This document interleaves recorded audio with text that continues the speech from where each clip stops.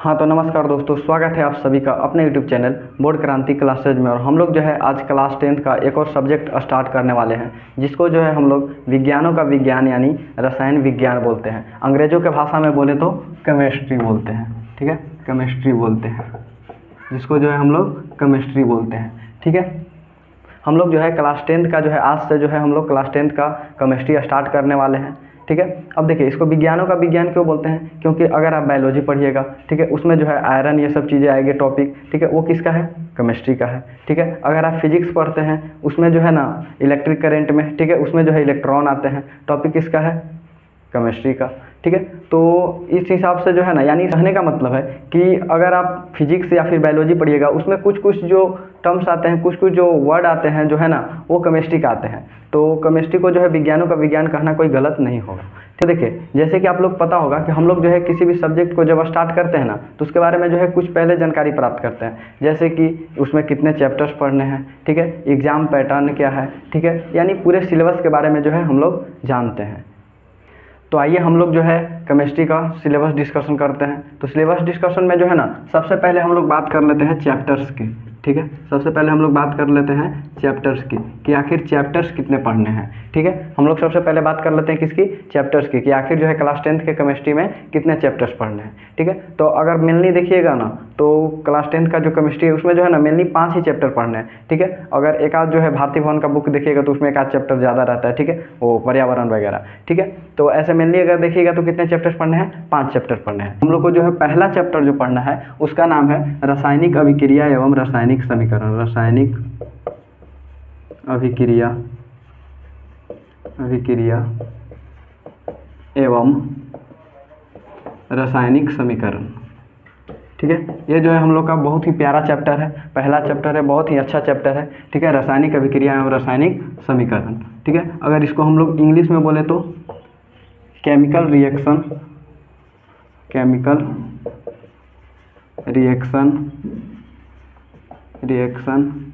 And chemical equation, chemical reaction and chemical equation, ये जो है हम लोग का फर्स्ट चैप्टर है। और इसी चैप्टर से जो है हम लोग केमिस्ट्री का क्लास स्टार्ट करेंगे, ठीक है।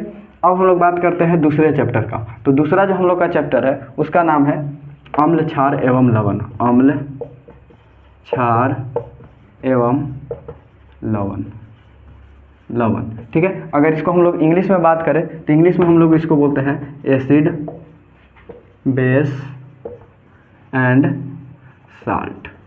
एसिड, बेस एंड साल्ट, ठीक है।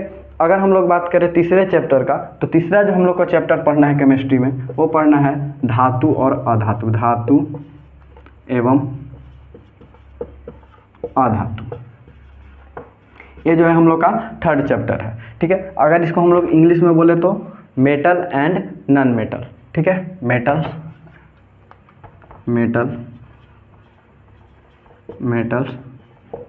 एंड नॉन मेटल्स, ठीक है। ये जो हम लोग का तीसरा चैप्टर है। अगर हम लोग बात करें चौथे चैप्टर का, तो चौथा चैप्टर जो हम लोग को पढ़ना है वो पढ़ना है कार्बन एवं उनके यौगिक, ठीक है, कार्बन एवं उनके यौगिक, कार्बन एवं उनके यौगिक, ठीक है, यौगिक। अगर हम लोग इसको इंग्लिश में बोले तो हो जाएगा carbon and there compound,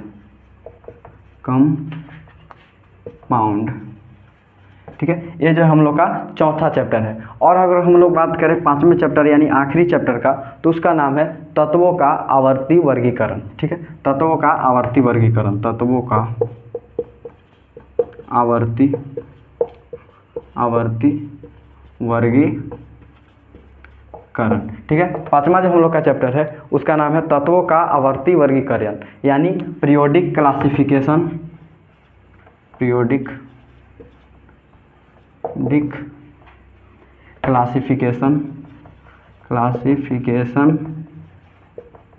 of elements, ठीक है, क्लासिफिकेशन ऑफ एलिमेंट्स, ठीक है। तो मेनली जो है हम लोग को यही 5 चैप्टर्स पढ़ने हैं। और अगर छठा चैप्टर का बात करें तो वो जो है हम लोग का पढ़ना है पर्यावरण यानी पर्यावरण, यानी इसको इंग्लिश में बोलते हैं इन्वायरमेंट। ठीक है, तो यही जो है हम लोग का 5-6 चैप्टर्स पढ़ने हैं केमिस्ट्री में। ठीक है, रासायनिक अभिक्रिया और रासायनिक समीकरण, अम्ल, क्षार, लवण, धातु, अधातु, कार्बन एवं उनके यौगिक, ठीक है, तत्वों का आवर्ती वर्गीकरण।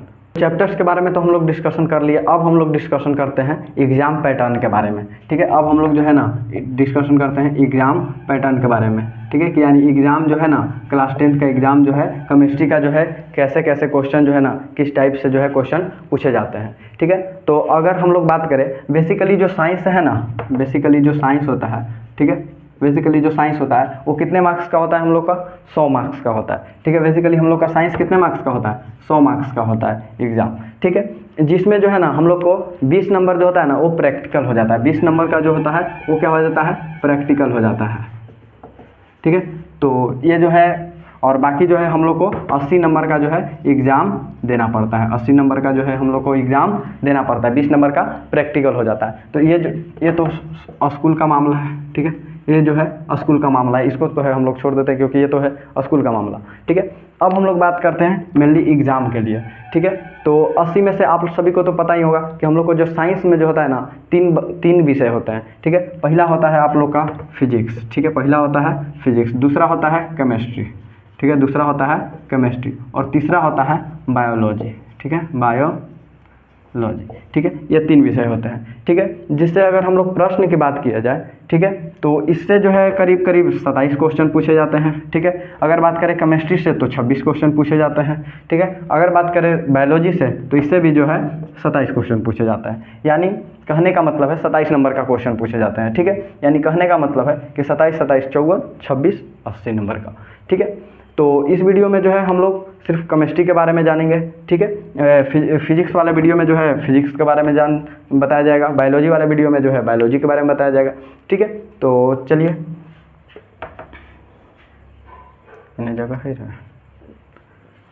तो देखिए हम लोग को जो है ना केमिस्ट्री